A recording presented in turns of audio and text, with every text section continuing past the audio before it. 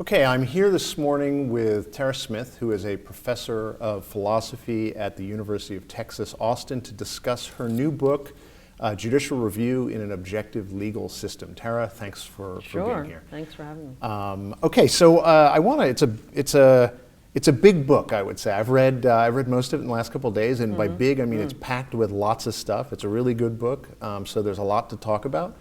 And so here's what I want to try to do. I want to talk a little bit about, at first, why you're interested in this area, and then I want to kind of walk through the major points in the book, and we can kind of discuss a lot of that. But I do think it's interesting to start off with the question, I mean, you're a philosopher, right? You've been an objectivist philosopher for your whole career.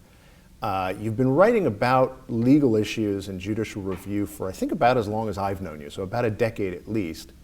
Right, yeah, I would say right about 9 or 10 years, yeah. So how is it, like not every philosopher gets into law or talks about legal issues. Why did you become interested and sort of make a real, it's been a lot of time you spent on this. Yeah. I mean, basically I still think of myself as primarily a moral philosopher.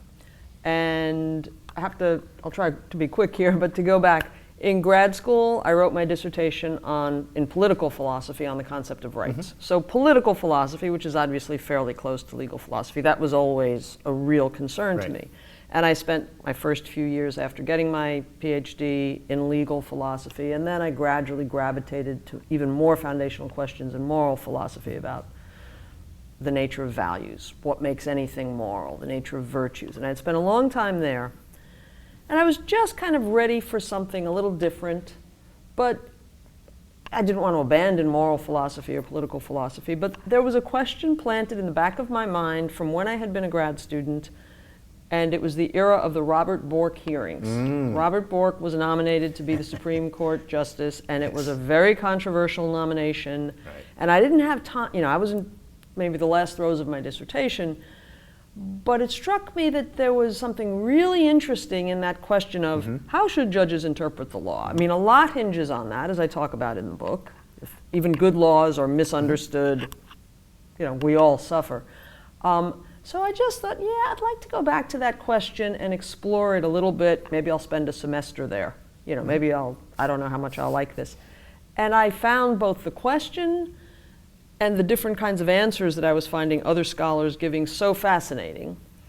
And the nature, I have to say, I have to give a lot of credit to legal academics here. I found their way of talking about these issues really constructive, such that I was encouraged by that as well to stay with it. And it became then something I was very interested in. I didn't set out to write a book. I set out to maybe write an article. I ended up doing several articles on different aspects of the issue. But it's sort of a core issue about how legal philosophy, political philosophy, and legal philosophy sort of where the rubber hits the road, right? It's okay, we can theorize about proper government, we can theorize about proper legal systems, and then, an important aspect of the implementation of all of that is judges getting the law right, and that's largely what I talk about in the book. And to remind our readers, you wrote 3 other books, I think. What are the other books that you've written? Thank you for asking. My first book in political philosophy is on rights. It's largely on the inflation of rights, of claims to rights. It's called Moral Rights and Political Freedom. And that's a development from my dissertation. It adds some further material to what was in the dissertation, but that's the first book. Then I have 2 books more in moral philosophy. One is called Viable Values, a study of life as the root and reward of morality. So that is very much about the foundations of ethics.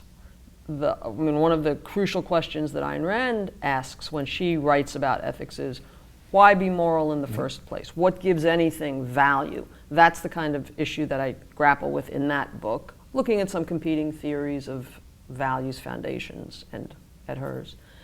Then I have a book, Ayn Rand's Normative Ethics.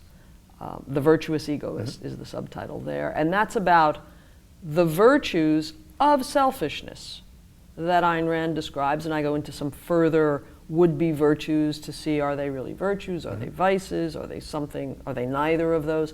So that's more about how to live the rational egoism that she's talking about. And then this new book is obviously a departure. It's fully in legal philosophy. Yeah, although, and this is a good maybe segue into the book, morality plays a prominent role in this book, which is unique, I would say, among legal thinkers in a certain sense. And this is part of what I want to get into. So, so let's use that as a kind of segue into the book. And I want to start with the idea of objectivity, and because it's prominent in the book. It's the first whole half of the book, basically. The whole first section, I think, deals with the nature of objectivity. So explain. Can I just say, because I don't want to, okay. The first part of the book is about an objective legal system. So I just don't want people to think, oh my God. Oh, no, that's a good point. There's a chapter on objectivity, okay? Not for the epistemological specialist, right? But for the layman, you know? Sure. So there is a chapter on objectivity, but then there are several chapters talking about, okay, and what does that imply for an objective legal system?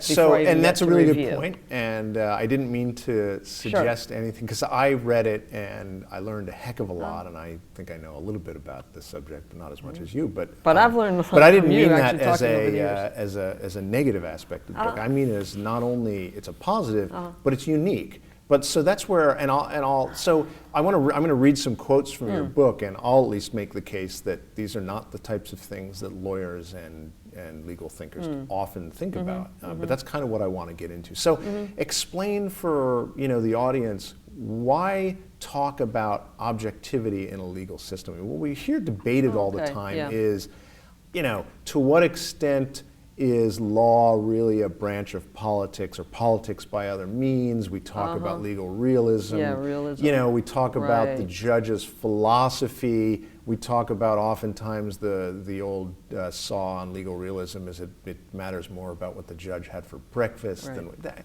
All this, but you don't hear a lot of people talking about objectivity. You don't. No, I think you're right. We don't. It's not. Objectivity is not the language that we, whether just the popular, people in general, the press, or legal academics or legal practitioners, judges, lawyers, it's not the term or the language they typically use. They will talk about the rule of law, and that's one of the subjects that I address in there. It's important to talk about objectivity. It's important to talk about objectivity really in every sphere of activity. How are we doing what we're doing? How are we reaching conclusions? What's the basis for our actions, for our decision making and action, right?